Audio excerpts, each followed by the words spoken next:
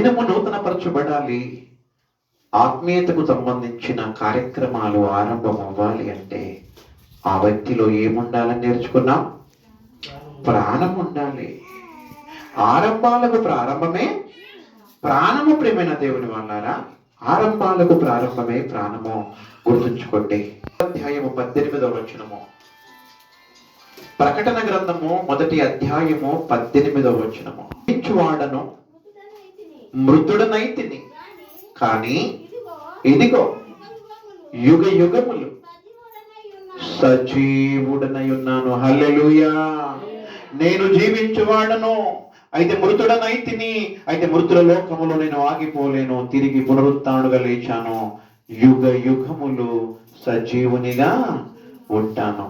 యేసయ్యా, సజీవులు సజీవులే కదా దేవా, నిన్ను స్తుతించెదరు. ఆయన మృతులకు దేవుడు కాదు, కానీ సజీవులకే దేవుడు.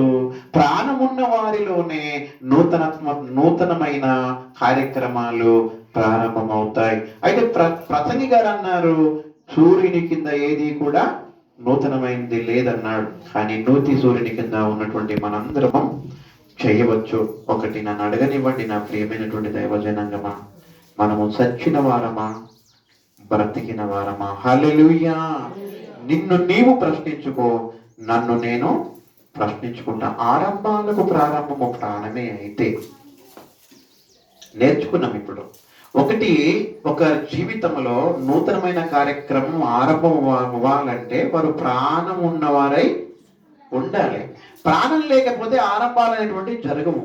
అయితే నిజంగా క్రీస్తును ఆరాధిస్తున్నటువంటి మనము ప్రాణం ఉన్నవారమైనా, లేదా ప్రాణం ఉన్నదని పేరు మాత్రం కలిగి సచ్చిన వారమా? హల్లెలూయా.